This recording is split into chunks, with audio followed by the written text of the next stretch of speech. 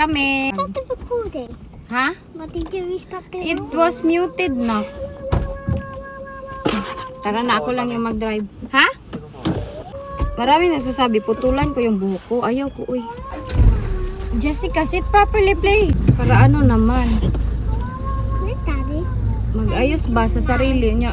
Inaano nila ako na uwi daw kung mag-ayos daw. Maraming sinasabi. Dito na kami sa Morrison. Si Jack nagwa-wild. Oh, nandito sila naglalaro. Oh, ang trip ni Jenny, iwan ko sa kanya. Bakit yan siya nakapalda-palda pa na mayroon naman ang... Oh, iwan ko sa kanya, nagpalda pa. What are you wearing, Jennifer? Jack! Naglinis ako ng aking sasakyan. Oh. Tapos, malinis na yan dyan. Nag-hover na ako dito. Tapos, what? JJ, Yeah? go by this. Look at your brother, ha? Naglalaro sila. Tapos dito. Ayan, nilinis ko na ito lahat. Yeah, yung mga tawag dito. Yung seat, car seat, mga seat, malinis na talaga yan. Hindi na ako mahihiya sa aking friend pag nagsakay na siya dito. Pinunasan namin lahat, hinover dito. Hoy, where is he? Saan naman mo, oy? Si Jennifer, uy, naku, ambot na lang talaga sa kanya. May nagsabi pala, bakit ko daw pinasok si Jenny doon sa horror train? Okay naman yung horror train nila. Hindi naman ganun talaga ka-scary na mayroong mga tao na buhay na mang takot sa'yo. Wala naman. Okay lang si Jenny. Nanonood gani yan ng movie na sobrang horror pa sa mga pinasukan namin. Brave man yan sila. Iba sila, mga bata dito. Mga kuan ka ng advance ba yung mga pinapanood niyan? Ang gabi na. Oh. I'm having a Wawa. I'm having a party. Ayo. Party. Yeah. Party, Jenny. JJ didn't have a party. Yung aking sasakyan, malinis na siya. Kunin ko lang to kay sa akin tong buhok. Nilagay ko yan dyan kay ano. Pag maghanap ako sometimes ba ng Hoy, Jackie boy. Nakikisabay na siya ng trip sa kanyang mga sister. Wala na yun. Malaki na talaga si Jack Buyag. As in. Mas happy siya dito. Oh, happy siya dito compare sa Pilipinas. Makikita mo talagang sobrang happy ni Jack dito. Sa Pilipinas, super grumpy niya. Iwan ko, na-miss na siguro yung papa niya at yung kanyang sister. Jack. Jajak.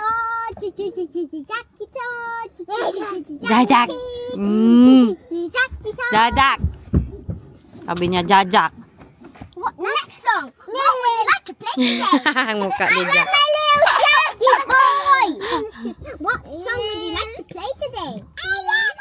Let's let him say. What song would you like to play today? Jack, dali na Jack. Get down na Jack. Jack. Unsa man na si Jenny, oy? Hali na. Yes. Uy, happy kaayo ko kay nakakita ako ng mangga. Ito, hilaw na mangga. Gusto ko siyang sausawan ng suka at saka tuyo. Tapos, ito siya. Maglagram man sila, naka-filter tayo. Magbuot ba dahil mong filter tayo, oy? Enhance yung ating beauty. Oh, yan yung use. And nowadays, maraming tao naggagamit ng filter. Okay lang yan, oy. Walang masama doon. As long as hindi ko kayo inapakan at sinampal, okay lang yan. Naglaway na ako. Sa Pilipinas, maasim yung ating mangga. Tapos, naglalaway ako. Naghahanap tayo ng apple mango kasi medyo matamis yung apple mango, di ba? Nung nasa Thailand ako, nung doon pa ako nakatira sa Thailand, mga apple mango din yung mga tapos dito din apple mango. So, hinahanap talaga namin yung maaasim na mangga. Ngayon, mahirap mananapin yung maasim na mangga. Ito, I think hindi ito maasim. Sobrang tamis.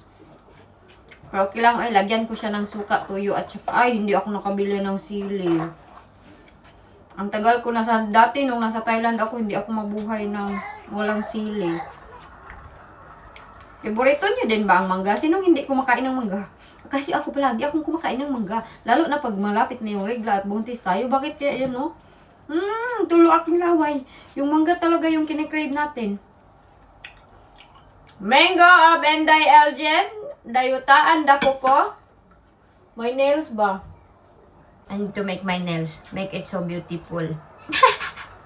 Mahal kasi dito, oy, tag 20 pound or 25 pound. Oh, what's up? Enrique, honey. They said I will cut my hair daw. Kailangan ko itay dito.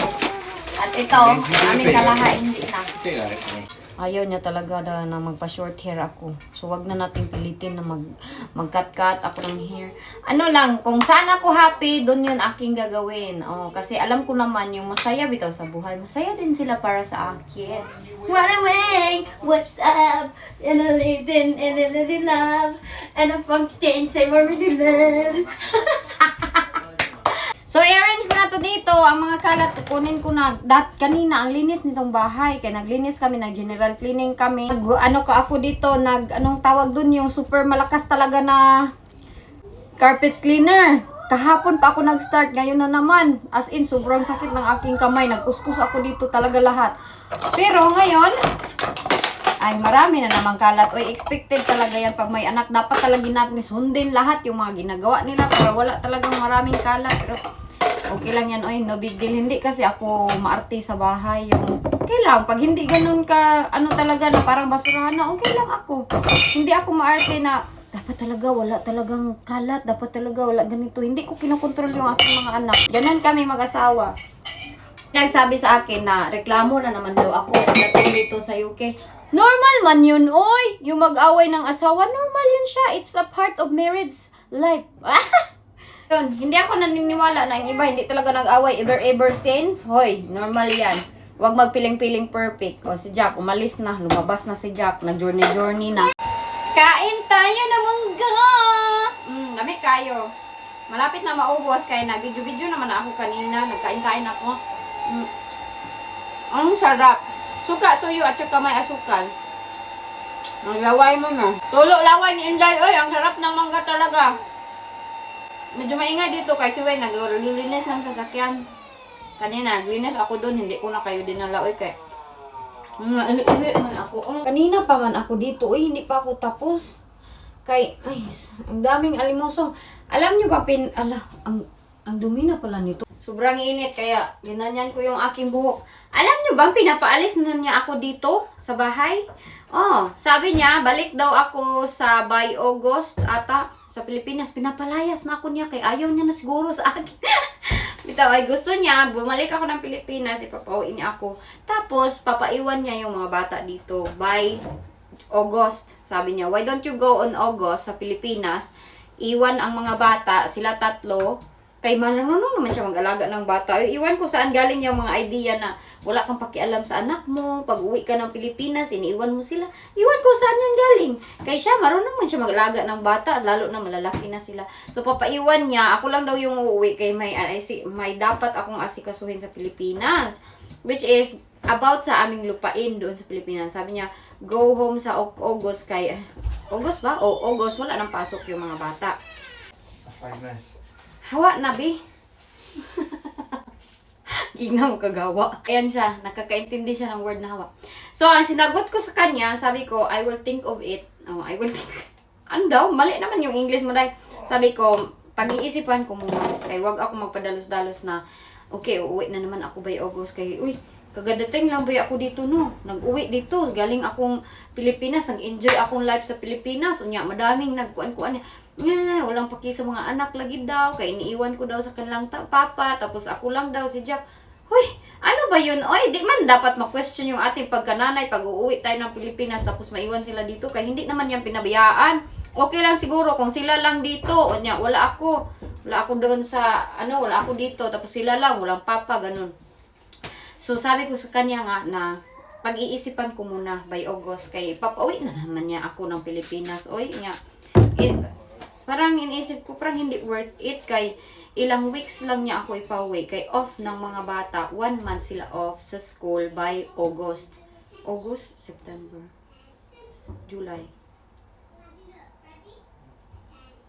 Ha? September, November, December, January.